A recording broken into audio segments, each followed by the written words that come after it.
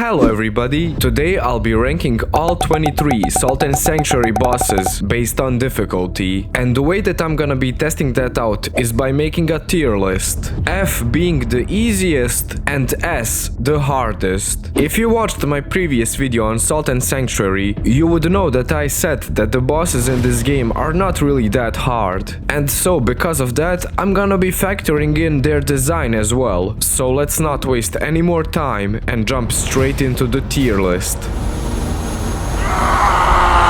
Starting off our list, we have the Unspeakable Deep. Now in my playthrough, I didn't know this boss even existed. You would have to go through the intro tutorial and then just get one shot by this boss. But you can actually beat him. This boss is consistent of 3 attacks. He has one attack where he leaps towards you, a fast attack where he slams on the floor, and a very slow one-hand slam attack. Most of his attacks are able to one-shot you or put you down at 1 HP, which makes this boss insanely hard to beat, because if you make 2 mistakes, you're dead. At the end, it took me over 5 minutes to beat him, and so with all of that, I have to put the Unspeakable Deep into S tier. Up next we have the Sudden Knight, the first real boss of this game. He has a variety of different attacks. He has one where he leaps towards you, an iconic electrifying attack that sends you in the air, and a lot more quick and punishing attacks. His first phase is kinda easy. His attacks come slow and are very well telegraphed, but at the second phase, where his eyes start to glow, he chains his attacks a lot quicker, which makes his combos very punishing. Now difficulty wise, for the first boss, he is pretty hard. Not so much for S tier, but because I like his design very much, I'm gonna put him in S tier as well. Next up we got the Queen of Smiles. At first glance, this boss is very scary as her attacks. They come in very fast and are very punishing, but she only has 3 attacks. One where she does 3 attacks in a quick succession, a very terrifying running attack, and one where she throws out her swords in a circle, which makes up for a very unique and memorable fight. I did beat this boss on my second or third attempt, so the fight wasn't really that difficult, but her design is very iconic and I like it very much. And so with that, the Queen of Smiles goes into A tier. Up next is the Mad Alchemist. I hate this guy with all my heart. At any point of the fight, he doesn't attack you directly. He either summons other enemies to attack you, which makes this fight so annoying, summons lightning, fireballs, and many other stuff to make this fight super annoying. I remember I died to these slimes so many times, because if one of them catches you, you're just dead. This is one of, if not one of the hardest bosses I encountered in Salt and Sanctuary, and so with that, I'm gonna have to put him into S tier. Up next we have the False Jester. As you can see by his design, this boss is very frail. Like, he takes so much more damage than all of the other bosses, and his attacks are super weak. Even by his design, this boss is not very memorable. There are no ways for you to die during this fight, there are so many opportunities for you to heal, and so with that, I'm gonna have to put the False Jester into F tier. Up next, we have the Kraken Worm. This is a dragon fight. He has many punishing attacks. A tail move that will send you flying in the air, one where he comes down from above and burns out the entire arena, and many other flame attacks that burn out your health super fast. This boss has the capability to one-shot you out of nowhere. I remember dying to him so many times because I wasn't prepared for this fight. And this honestly is an S tier difficulty boss, but his design is so mid. For a dragon fight, he looks so basic. It's just a simple dragon fight, there's nothing to it, it's not really that memorable. And so because of that, I'm gonna put Kraken Worm into A tier. On the topic of Kraken bosses, we have the Kraken Cyclops. Now this boss really does look terrifying. He has this giant cleaver that doesn't really do that much damage, but he has some really nicely paced attacks that can catch you off guard easily. He managed to get me stuck in a loop of his attacks, which was very funny, and I like his design very much, but the fight itself, it's not really that difficult. So the Kraken Cyclops goes into C tier. Up next we have the Tree of Men, one of the most iconic bosses of Sultan Sanctuary. This boss fight is mostly a platforming challenge. In the first phase you would have to climb up and destroy the bodies that are hanging off the boss, and in the second phase you would have to hit his head. He has attacks to stop you in your way to climb up, one of them being where he hits you with his fist, and another attack which would burn you alive if it catches you. The hard part of this fight is going from one side to another, because if you're on the ground he would stomp around and send you flying off the arena. I'm not even kidding, this happened to me over 20 times, and it started to piss me off so much. And so, because of all of those reasons, I have to put the Tree of Men into S tier. Up next we have the Disemboweled Husk. Imagine a fat Bloodborne hunter. That thing is this boss. He has attacks where he would hit you with his sword, or either shoot you with his gun, or shoot upwards to create a rain of fire bullets. I don't know why, but for me this fight was super easy. You just have to stand close to him and not worry about his gun at all. And after beating him on my first attempt, the Disemboweled Husk goes into F tier. Up next we have that Stenched Mostfowl. This boss's design is pretty iconic. He has an attack where he summons enemies that can poison you, and has one very dangerous attack that can one-shot you almost. And that's the only attack you have to be careful of,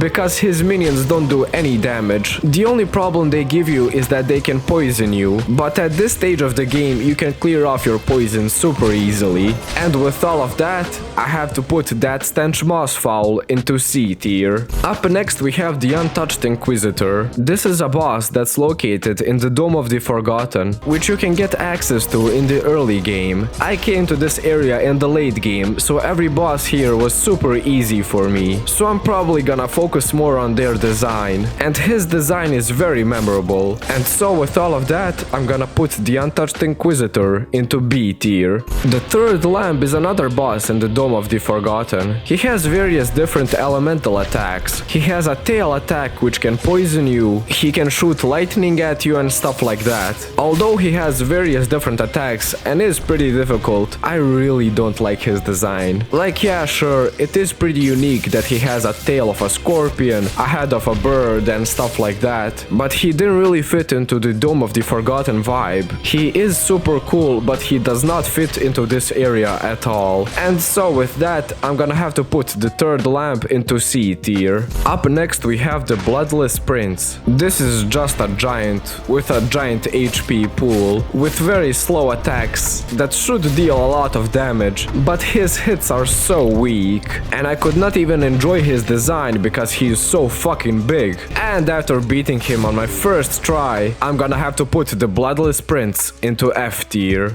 Next up on our list is Ronin Kran. This is an optional boss, which makes him very unique. He has various different attacks where he would swing his sword either very fast or slow, which was very punishing, and he had various phases during the fight, which I did not know what they did. Honestly, this fight was super easy. He would just stand there and take your hits. Design-wise, I really like him. I think he's pretty unique and fits very well into this area, but the fight itself wasn't difficult at all, and solely based on his design, I'm gonna have to put Ronin Kran into D tier. Up next we have the Dried King. This fight is super easy. His attacks are very well telegraphed. Even though I like his attacks very much and they are very unique, it can't help the fact that this boss is super easy. And after beating this boss on my first try, the Dried King goes into F tier. Up next is Murdiela Mal. This is another optional and secret boss, which you can find in Mal's floating castle, and this boss can pack a punch. If you weren't patient during this fight, this boss will one-shot you. This happened to me many times, but if you are patient you can just run away from her attacks. But still she can teleport towards you and do a very fast attack.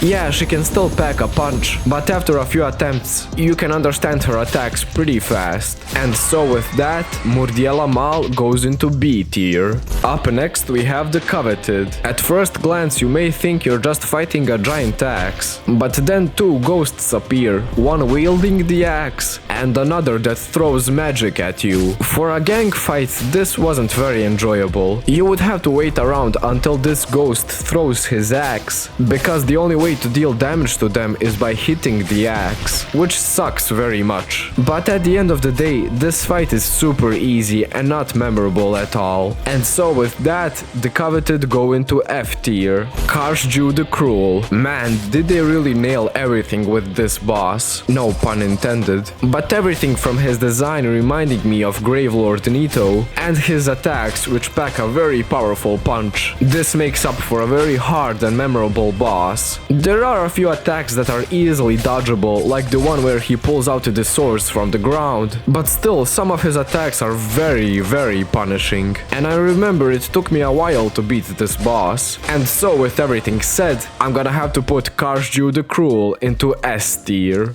Up next is the Witch of the Lake. She has some magic attacks that can probably one-shot you, but this boss is super easy. The design is kinda cool, she fits very well into this area, but I don't like this boss solely on the reason I wanted it to be super hard. And so with that, the Witch of the Lake goes into F tier. Up next we have the Unskinned. This boss looks super terrifying, I love his design. And honestly, I was kinda startled seeing that this was a duo fight. But this casting bitch in the air did nothing during the whole fight, and this guy just kept charging at you and doing okay-ish damage. For the design alone, I have to give them props. But the fight itself is super easy, not so as easy as the coveted, and so because of that, I'm gonna have to put the Unskinned into D tier. Up next we have the Kraken Dragon Scorch. Now, seeing this boss for the first time was super terrifying. He looked very intimidating, and his attacks did a lot of damage. He has a variety of unique lightning attacks. Some of them he can set up around the arena and knock you back into them, which was very unique. And at the second stage of the fight, he would use lightning and fire attacks at the same time that did a lot of damage. And I almost got one shot on my only attempt on this boss. Yeah, I did manage to beat him on my first try, but I struggled very much. And I like his design, which makes for a very memorable boss. And so with all of that, I'm gonna have to put Kraken Dragon Scorch into A tier.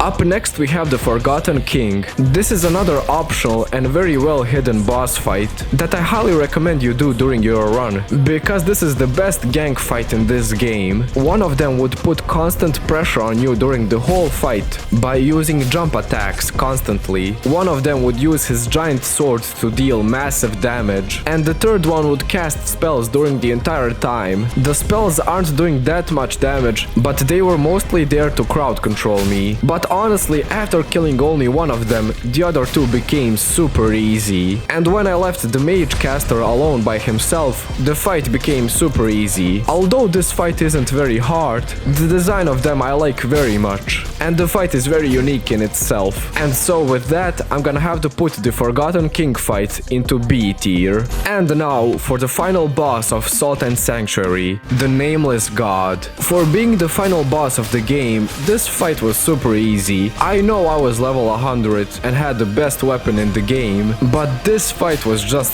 so easy. His attacks did a lot of damage and carved out your max HP super fast, but most of his attacks were very well telegraphed and easily dodgeable. He has a unique grab attack which did no damage at all, and honestly I was really disappointed seeing that this boss did not have a second phase. When I finished the fight, I wanted more from this boss. I really like the setting and the black and white imagery that this boss puts you in. But with all of that said, I'm gonna have to put the Nameless God into C tier.